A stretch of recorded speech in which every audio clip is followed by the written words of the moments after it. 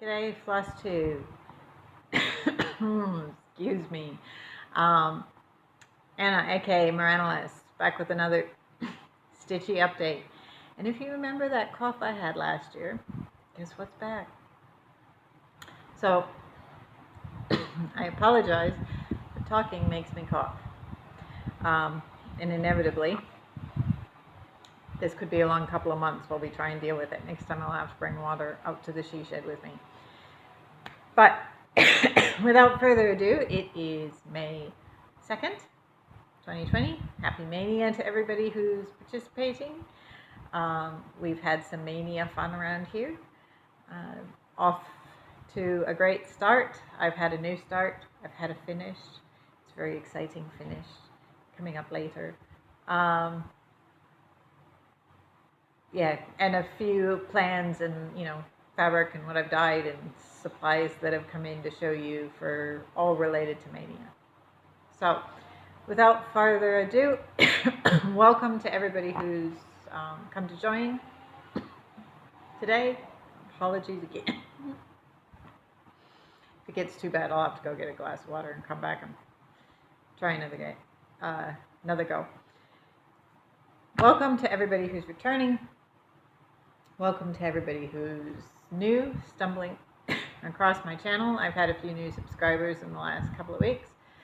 Hope you find something you like, enjoy. Yeah, this is a good one for your first one because we have an awesome finish. Haven't actually worked on many whips because I've been pushing towards that finish. So without further ado, shall we just jump into it, shall we? Because it's exciting, guys. This has been more than a year coming. I don't think I have an actual date. I could go looking through Facebook and Instagram to come up with an actual date I started this. But I don't know it off the top of my head. But it has been more than a year. Actually, I could go back looking through my Flosstube because I'm sure I started this after I started Flosstubing. But the Japanese moss garden is done.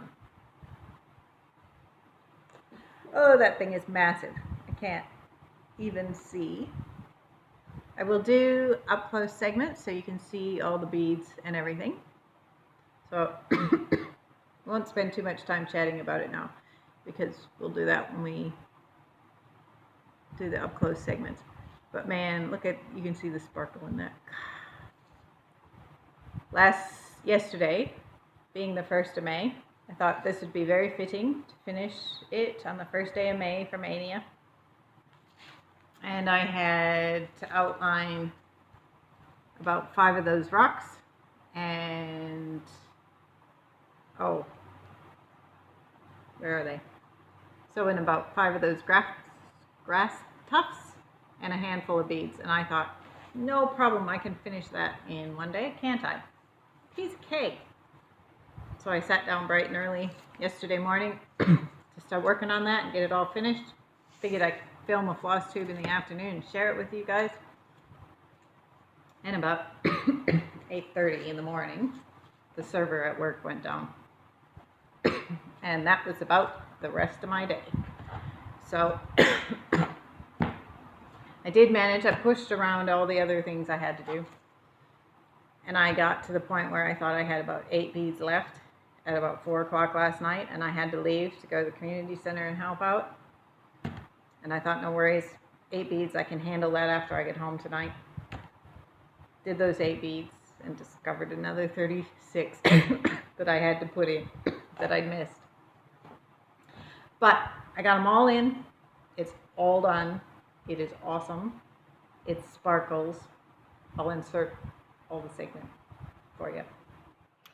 So we have a bit of an up close and personal look at this awesomeness that is the finished Japanese Zen Moss Garden Mandala by Chatelaine.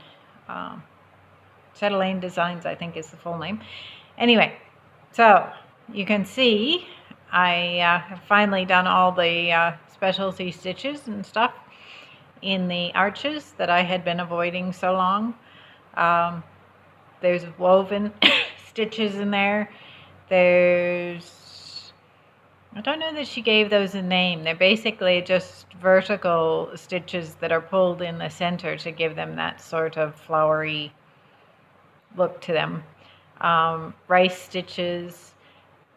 This is Algerian eyelets, but they're done in wildflowers, which is a much thicker thread. So I'm not really very fussed on how the eyelets came out. You can't actually tell there's much of an eyelet there. There's someone that got better as I went along.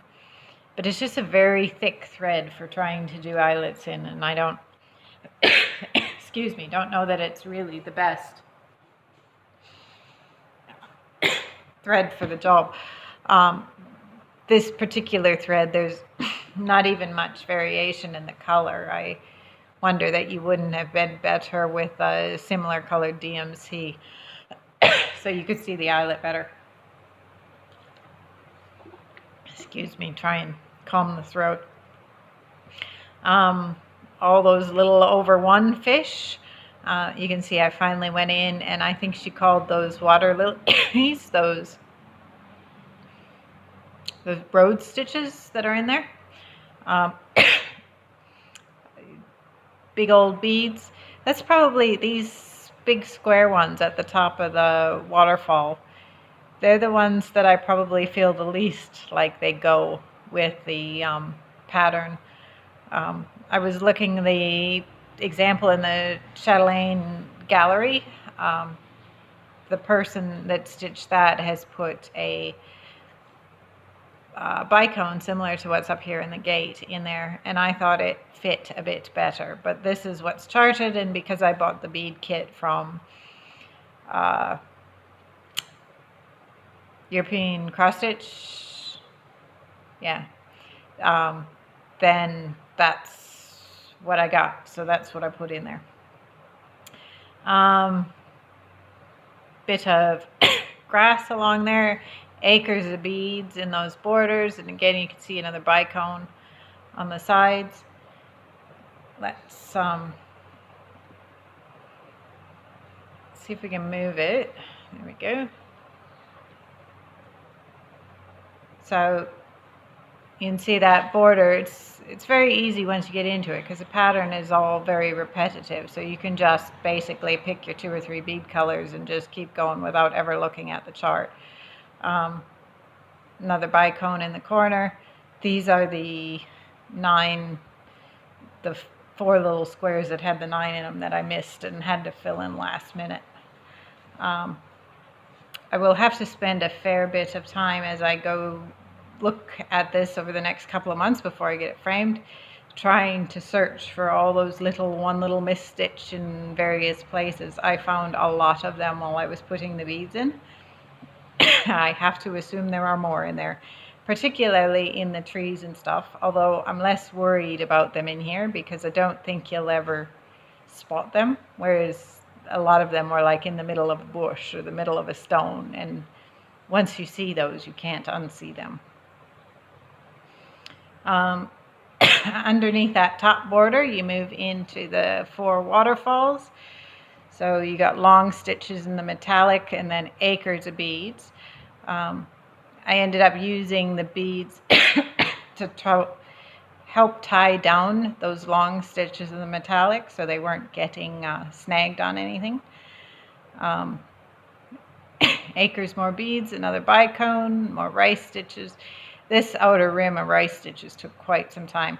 I always find specialty stitches, they look like they take up a lot of area, and I think, oh, that should be really fast to stitch. They're actually very, very slow. As we come around, you can see the other pair of stone lanterns with another gate and fish, and I opted to do the bonsais in the middle. So each one of those is slightly different. These are all those grasses that I originally did them all green and then realized that they were meant to be charted at least partly in the yellow. This was another point where I think everybody's had their own take on Martina's pattern. Somebody said they stitched theirs all yellow, the entire thing. Obviously, I just did the tufts at the top yellow. Yeah, but the first time I did it all in the green, but I do think it needs that pop of color. So I guess with these sort of patterns, like I'm working off a paper pattern, so it is hard to tell exactly what Martina meant, but the reality is I think it looks nice like this, so I'm happy with it like this, and I don't really think it's very relevant what Martina meant, except as a guideline. So, you know, some of those things I'm trying to take it with a grain of salt and just do what I think looks best. In fact, these were those light purple beads that I ended up replacing what was charted, because the chart called for the dark purple beads with these light purple water lilies and blue water lilies with the dark, or blue beads with the dark purple water lilies, which I thought, given the rest of the pattern, made 0 sense whatsoever. Anyway, so all the arches and stuff are the same, so don't really need to spend a great deal of time on those. So these ones had the little fat stone lanterns. By the way, if anybody sees any missed stitches while you're looking at this, leave a comment. Let me know. Don't let me find it after I framed this. Yes, so fat stone lanterns. These are your dark purple beads with the darker water lilies.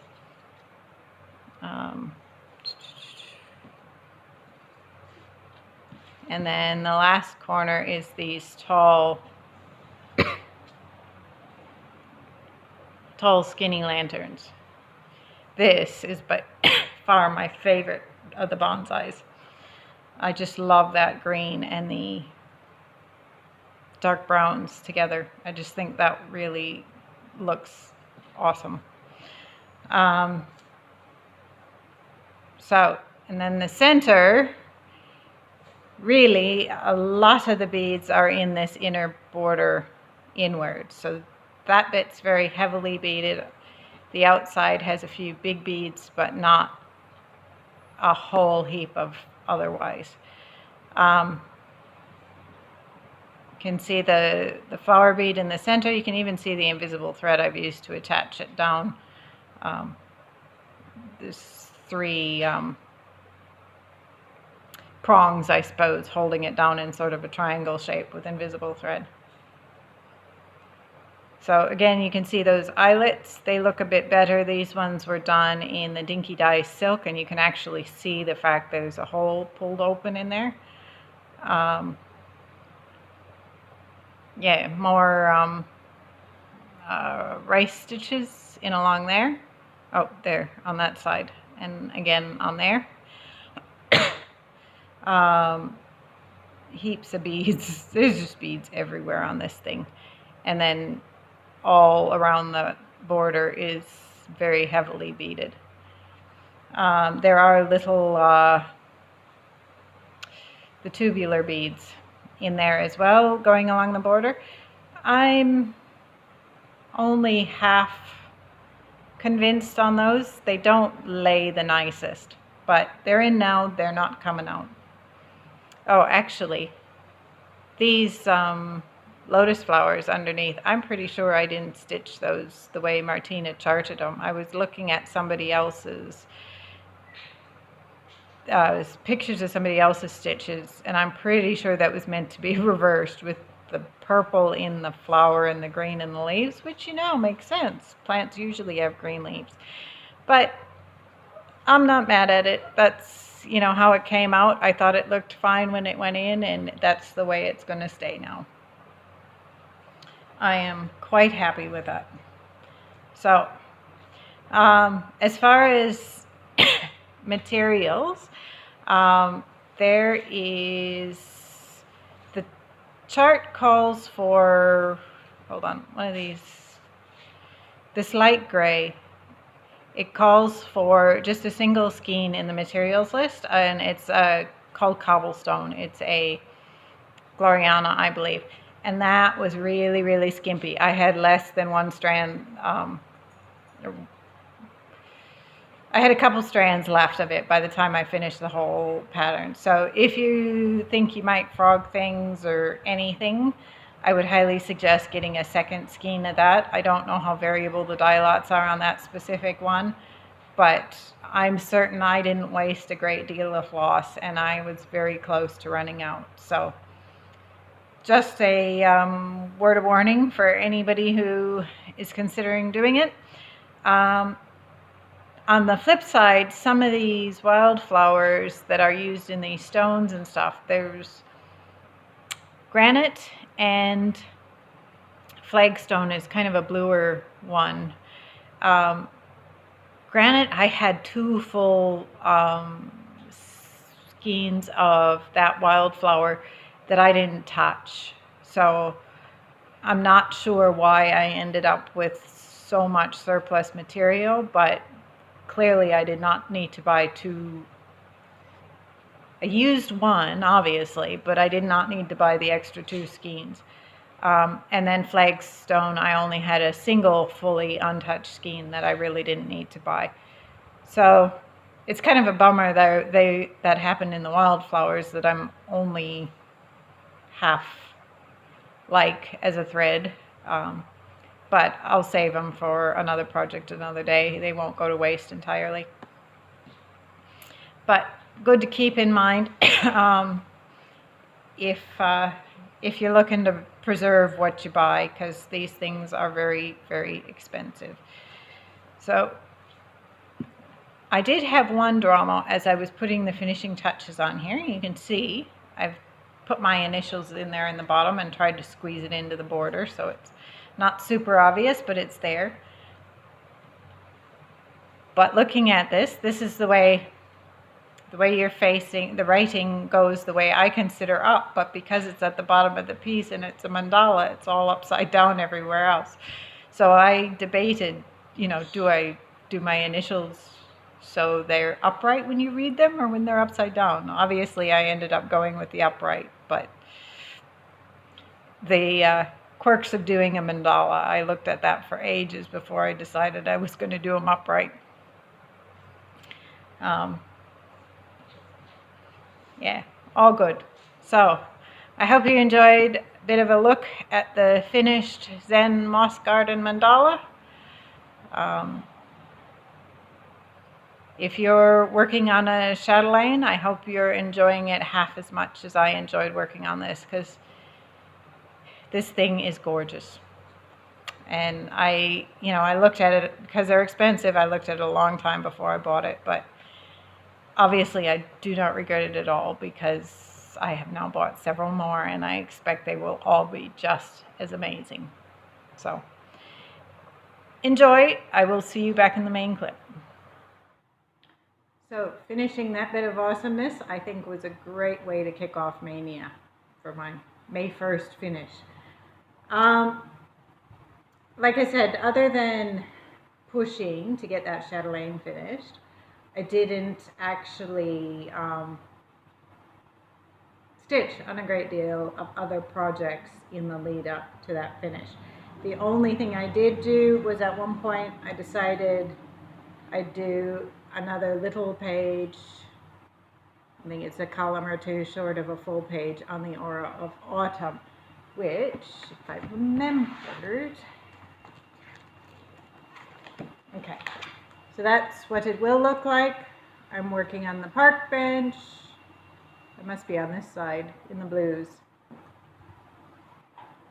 And I've just started up the first page in the next row. So that was, nice to get a, a little bit of extra stitch from stash credit, because with all the expenses, I kind of need it. I did start last night yet another page just in this little block. The Chatelaine a bit big in the beads. I wasn't taking that to the community center, and yet lately there's been a bit of downtime with the upheaval and stuff, so I can usually squeak in a few stitches while I'm down there. So I took this and just started working on that next page. But yeah, at this point, this is probably not going to come out and finish that page anytime soon, unless it's just opportunistic like that, and I want something that's easy to carry around, because this certainly fits that bill. So that's Aura of Autumn by Leonid Afremov. It is available from Artecy, and the fabric, I don't even know what the count is. It's one of those printed ones, so you can see a bit of gray mottling, but of course, because it's full coverage, it'll just all get covered up. And this is an even weave. This is one of the only things that's on an even weave at the moment, rather than linen. Excuse me.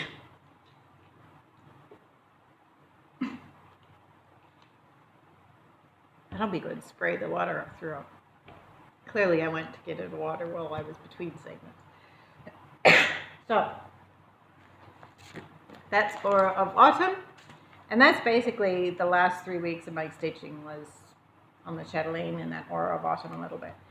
As of today, we had a stitching meetup, and I started my first mania finish. They're not all going to be finishes in May. I've started my first mania start, and that is the Tinctoria mandala by Chatelaine. So you can see I've just been around that center motif with 2 different colors. This is a let's see, it'll be not quite as big as the Japanese one when it's done, but still pretty good sized. This fabric, try and give you a decent look at the color, kinda. It's a nice light purple. I dyed it, just rit dye on 28 count cashel linen. I think I have all the dyes I did for the Chatelaines are more or less solid color. There's minor mottling, but it's more a fluke than a deliberate effort. So Tinctorium was done with a RIT formula off the RIT website called Prize Winning Orchid. I kept them all very, very light, so they use the ratios of that formula, but you know, a hefty dose of water. And I am hoping it'll turn out well, like I did a floss toss, and I thought that worked.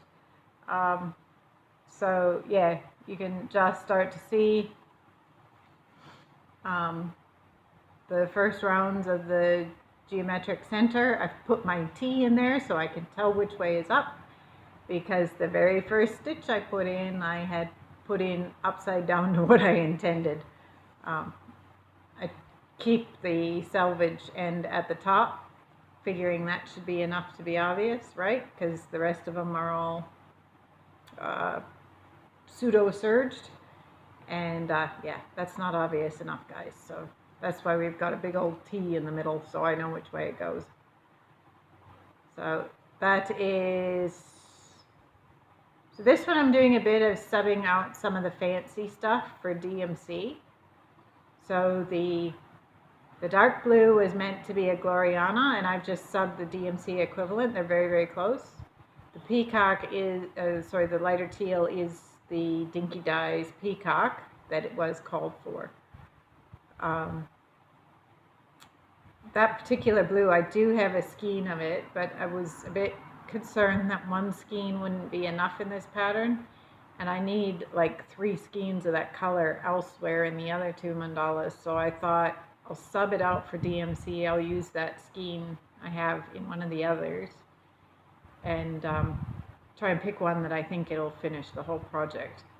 This one needs quite a bit of that one. So that is Tinctorium.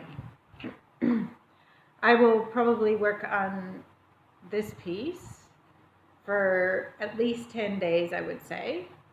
After that, it kind of depends on whether or not the Tahiti chart that I've ordered actually makes it to me. Obviously, with the chaos in the world at the moment, things are a bit slow getting here, and so I don't actually have the Tahiti pattern to start yet. So as far as mania goes, my progress on Tahiti may be limited to having dyed the fabric for it.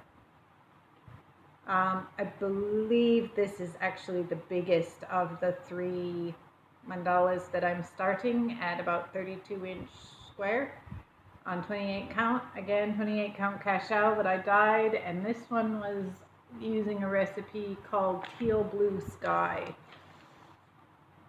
And I'm pretty sure this one I watered down well beyond the proportions that the RIT website was suggesting. So it's just a lovely light blue. It's not really the same blue you're seeing, but it's a lovely light blue. And again, I've done a floss toss. I've only got the DMCs for this. So done a floss toss with the DMCs and happy with how it looks. But I will have to obviously play it a bit by ear when the rest of the stuff starts to arrive. That leaves, at some point, either 10 days or maybe 2 weeks, if the Tahiti mandala doesn't come, I will start the Hawaiian mandala.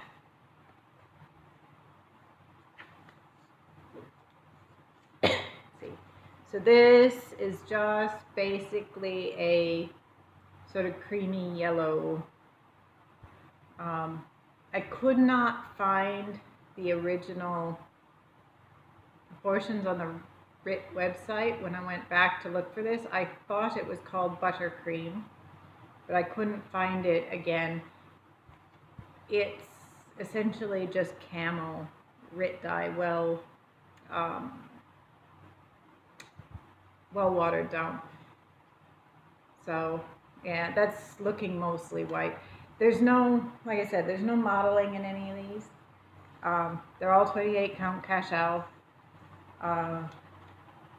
I debated, I didn't actually have enough 28 count on hand when I went to start cutting and serging all these. And I kind of debated, did I want to run the risk with the 32? Because I did have some 32 count.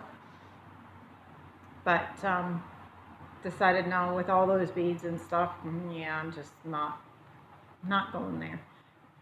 So everything's on 28 count, and that was another run back to the store and more expenses from my Stitch from Stash budget.